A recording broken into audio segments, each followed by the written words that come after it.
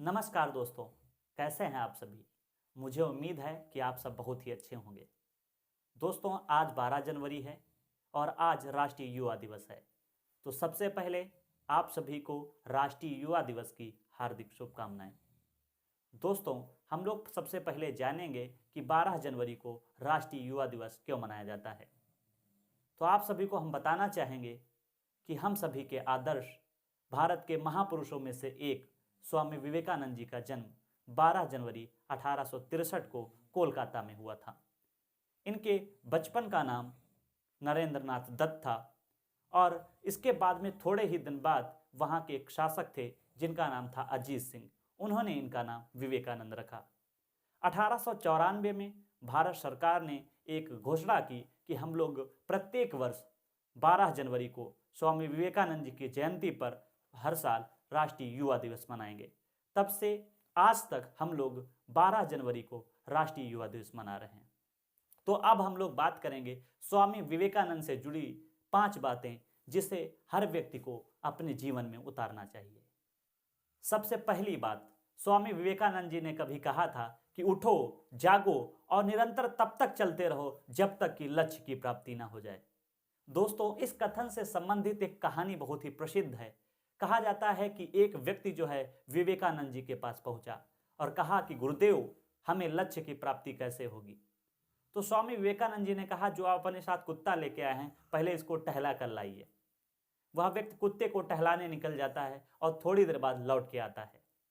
उसके बाद में विवेकानंद जी पूछते हैं कि यह कुत्ता इतना हाँफ क्यों रहा है।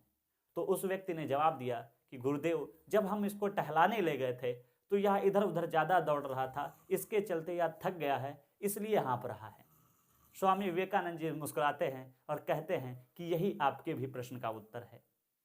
तो व्यक्ति कहता है कि गुरुदेव कुछ समझे नहीं। तो विवेकानंद जी ने कहा कि कोई भी व्यक्ति अपना जब लक्ष्य बनाता है उसके बाद में रास्ते में वह भटक जाता है, इधर भागता है उधर भागता है, जिसके चलते वह लक्ष्य को प्राप्त नहीं कर पाता है। इसलिए हमें एक लक्ष्य बनाना चाहिए और निरंतर उस पर चलना चाहिए, एक दिन सफलता जरूर मिलती है।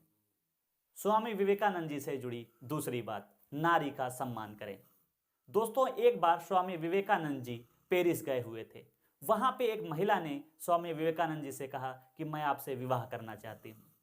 स्वामी विवेकानंद जी मुस्कुराए और कहने लगे कि मैं आपसे विवाह तो नहीं कर सकता हूं, परंतु यदि आप मुझसे रिश्ता जोड़ना ही चाहती हैं तो आप मेरी बहन बन जाइए। इससे यह बात बिल्कुल ही स्पष्ट हो जाती है कि स्वामी विवेकानंद जी महिलाओं का कितना सम्मान करते थे। तो आप सब भी महिलाओं का सम्मान करें। स्वामी विवेकानंद जी से जुड़ी तीसरी बात, भगवान आपकी तभी मदद करेगा जब आप स्वयं की मदद करेंगे।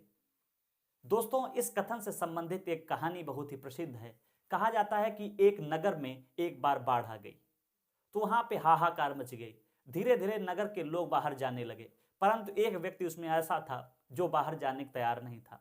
धीरे धीरे उसके घर में पानी भरने लगा और वह जो है पहले मंजिल पर आ गया और वहां पे बैठ गया। तो उसके पास सबसे पहले सेना आई। उसने कहा कि चलो, यहाँ पे बाढ़ आ गई है। तो उस व्यक्ति ने मना कर दिया। उसने कहा कि हमें हमारा भगवान बचाएगा, हमें आपकी मदद की जरूरत नहीं है। धीरे धीरे पानी और बढ़ता गया, उसके एक मंजिल तक पानी आ गया। उसके बाद वह जो है सबसे ऊपर वाली मंजिल पे जाकर बैठा जाके। फिर जो है सेना जो है हवाई जहाज के माध्यम से आती है और रस्सी नीचे को डालती है और कहती है कि चलो। तो उस व्यक्ति ने फिर वही कहा कि हमें आपकी मदद की जरूरत नहीं है, हमारा ये रक्षा हमारे भगवान करेंगे। थोड़ी बाद धीरे धीरे क्या होता है, पानी बढ़ता जाता है बढ़ता जाता है, वह आदमी डूब कर मर जाता है। वह आदमी जब डूब कर मर गया तो वह भगवान के यहाँ जब गया तो उसने कहा, हे ईश्वर, हमें आपके प्रति इतनी आस्था थी, हमें लगता था कि आप बचाने आएंगे, लेकिन आपने तो हमको बचाया ही नहीं। तो भगवान ने कहा, तुम मूर्ख हो, क्योंकि वह व्यक्ति जो आपको पहले बचाने आया था वही मैं ही था। उसके बाद में जब हवाई जहाज से बचाने आए थे तब भी हम थे, लेकिन तुम अपना कर्म करना ही नहीं चाहते थे, तो कैसे बच जाते। तो इस कथन से आप इस कहानी को जोड़कर समझ सकते हैं कि जब तक आप स्वयं कुछ नहीं करेंगे, भगवान आपका कैसे भला करेगा। स्वामी विवेकानंद जी से जुड़ी चौथी बात, सभी पर दया करो। दोस्तों, जब स्वामी विवेकानंद जी शिकागो जा रहे थे तो उसके पहले वो अपनी माता जी के पास पहुंचे और उनसे आज्ञा प्राप्त की कि क्या मैं शिकागो चला जाऊं। तो उनकी माता ने कहा कि बेटा, वो पड़ोस में एक चाकू रखी है, आप मुझे दे दीजिए। स्वामी विवेकानंद जी ने जो धार जिस तरफ थी उधर अपने हाथ में पकड़ा और जिधर उसका हैंडल होता है उसको माँ की तरफ पकड़ाया। माँ बहुत खुश हुई, उन्होंने कहा बेटा तुम चले जाओ। तो उन्होंने कहा माता जी ऐसा क्या है कि एकदम से मैंने आपको चाकू उठा के दी और आपने कहा चले जाओ। तो उन्होंने कहा बेटा मैं जब आपने हमको चाकू दी तो जो इधर नुकीला था उधर आपने पकड़ा और जिधर नुकीला नहीं था पकड़ने वाला था उधर आपने जो है मुझे पकड़ा है। तो इससे कहीं ना कहीं आपकी दयालुता साफ स्पष्ट नजर आती है, आप चले जाओ। तो इस बात कहानी से कहीं ना कहीं ये स्पष्ट हो जाता है कि स्वामी विवेकानंद जी बहुत ही दयाल प्रवृत्ति के थे। तो हमें भी सभी पर दया करनी चाहिए।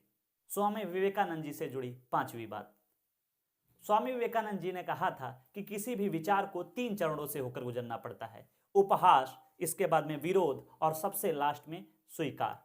तो कहने का तात्पर्य है किसी भी बात को सबसे पहले मजाक में लिया जाएगा, उसके बाद में उसका विरोध होगा और लास्ट में उस बात को मान लिया जाएगा। तो इन 3 चरणों में कोई भी विचार कोई भी विवाद जाती है। तो आप सब घबराएं नहीं, आप अगर अपने स्थान पर सही हैं तो एक दिन आप जरूर सफल होंगे। तो कहीं ना कहीं आप सभी को भी स्वामी विवेकानंद जी से बहुत कुछ सीखना चाहिए और अपने जीवन को धन्य बनाना चाहिए। दोस्तों इस वीडियो में बस इतना ही रखते हैं। एक बार पुनः जो है हम स्वामी विवेकानंद जी के चरणों में सत्संग नमन करते हैं। जय हिंद, जय भारत।